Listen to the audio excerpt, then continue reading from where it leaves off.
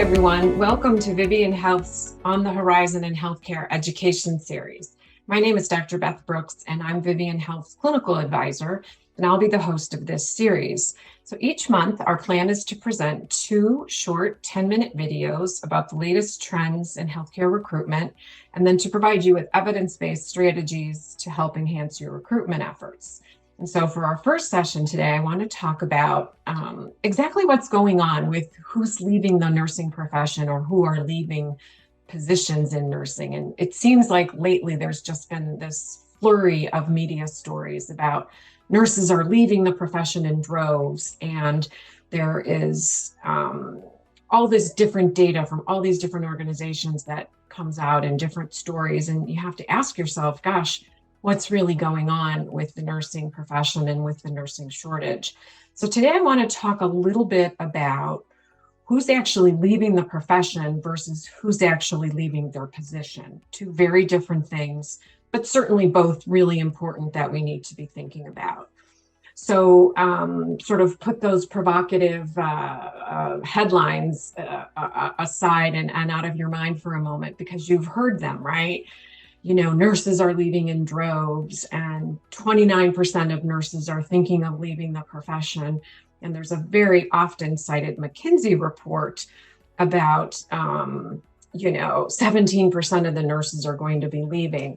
And I'm not disparaging anybody's surveys, but I think there are some important considerations that you want to have in your mind as you're consuming this research information from different sources, because, at the end of the day, different organizations or different sources have a different approach to how they collect the data, how many nurses they ask about these different topics, how the question is worded.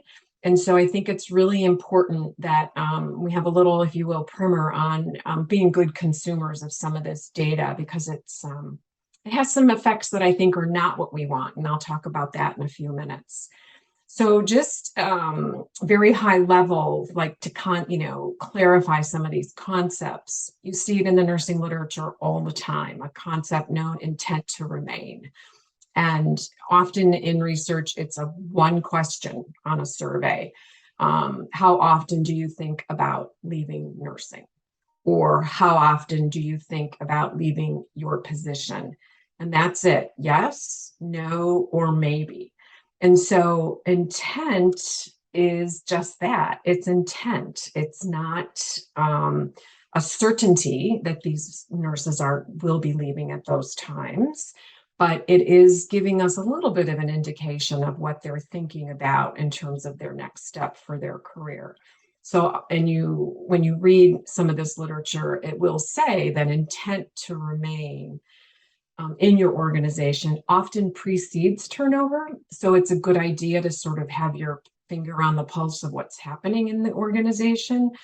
But again, remember that it's in the intent to do something. It's not with certainty.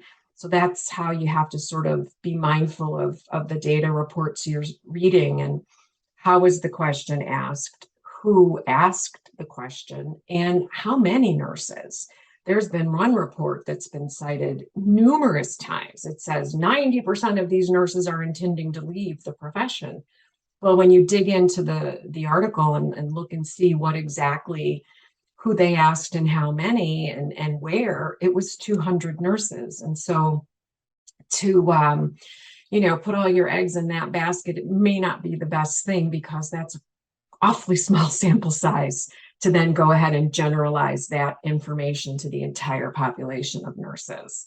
But we do know a few things. We do know from the American Nurses Foundation most recent workplace pulse surveys that about 49% of these were acute care nurses do intend to leave their current position within the next, they asked it 2 ways, in the next 6 months and in the next year. So 19% of the respondents intended to leave in the next 6 months, and then 49% indicated they were leaving their position at the end of the year. So that's a pretty significant red flag that we need to be thinking about. Likewise, the American Association of Critical Care Nurses does a survey every 5 years. They have moved up their survey cadence because of COVID to more frequently, but they learned that 36% of their respondents, who are primarily staff nurses and primarily in critical care, intend to leave in the next 12 months. And then I read a study that came out, very small study in the state of North Dakota. And most of the nurses intended to remain in the state and with their current employer. So again, just being really mindful of, are we talking about leaving the position or leaving the profession? And so when we talk about the profession, again, going back to the AAC work environment study, they said that 8% of the nurses that they survey intend to leave the profession. So 8%, something to tuck in the back of your mind. Then there was a study done toward the fall of 2021, and they found that 10% of the nurses intended to leave the profession. So while those are significant numbers of nurses, and we know that 100,000 nurses left the profession during COVID, I think that it helps sort of put that in perspective when you hear that, droves and hundreds of nurses that, are intending to leave 90% of the profession. This puts it into a little more perspective. Now, there was a study also in Germany. Again, how much can we take Germany's data and say it's the same as nurses in America? But they did find that 31% of the nurses in Germany thought about leaving the profession.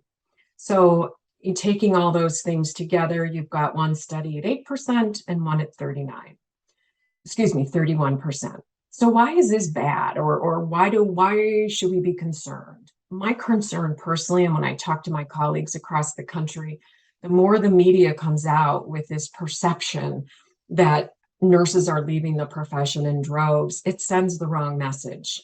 It makes it more challenging to recruit into nursing. It makes it more difficult for young people to choose nursing as a career.